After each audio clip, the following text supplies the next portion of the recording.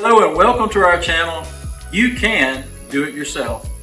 Today we're going to be working on this Lexus 2012 RX 350. We're going to be changing the oil on it, and we are going to give you a list of the tools that you're going to need to do this job and do it effectively. And when you get done, you'll have confidence that you've done the job right.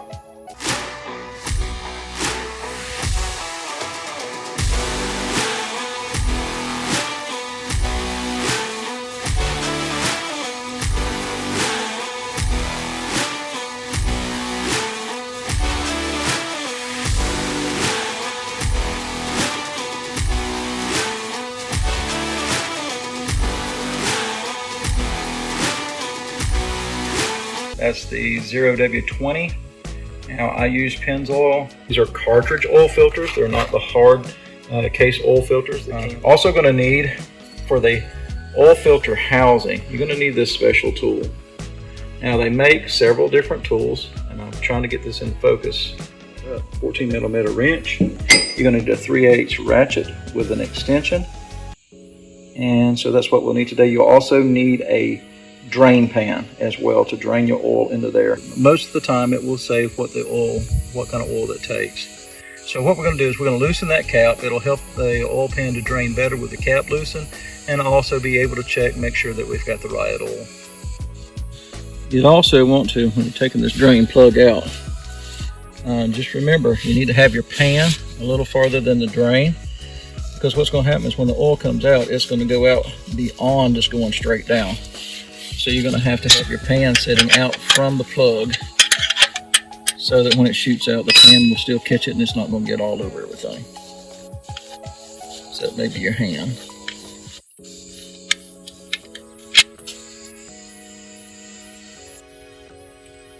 Okay. So now we're going back in with the drain plug.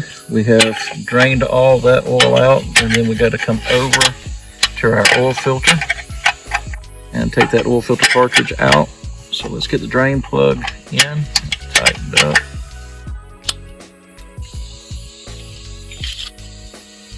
Drain pan is underneath where the oil is going to come out when you take this plug out too. Okay. So now we didn't get much. Notice on this plug,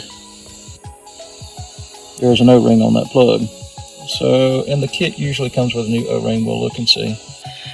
So anyway, we're going to finish draining on that and let that get all the way through, and looks like we're there. All right, so we're going to take that back out.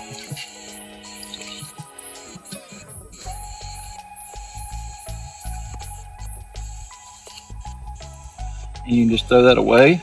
That's made to throw away.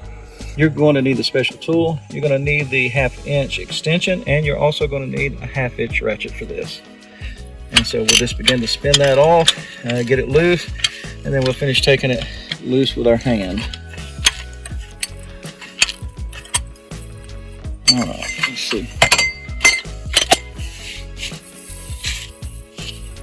Get our catch pan down in position, and so that it doesn't go all over our tarp that we have laid down. Okay, and then we just spin it off.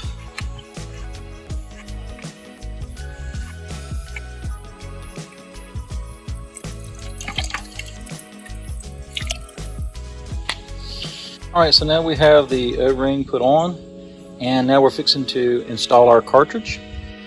We noticed that we have the cartridge tube that comes out with the perforated holes, so now we're going to install our cartridge. So you put the cartridge in, and you just turn it, and you'll feel it pop into place. There it goes.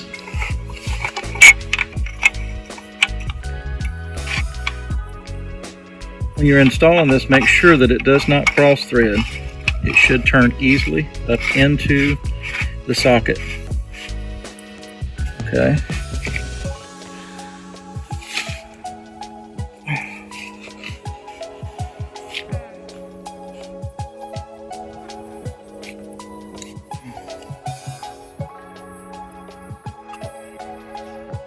Okay, now if you look up in this crevice here, you'll find that it also tells you the torque specs. Sure that you installed the new rubber seal in the cartridge housing at the drain plug end of it.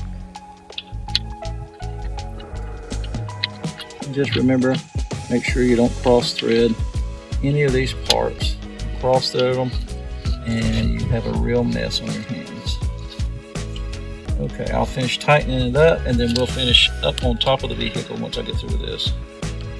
Okay, we are filling the car up with oil now. Just remember, if you don't know what kind of oil that your car takes, just remember you can look on the oil fill cap. And if that does not have it on the oil fill cap, look under your owner's manual under maintenance. You should be able to find exactly what it takes. If you got a gauge, make sure that your pressure goes up. If you have a light, make sure that oil light goes out.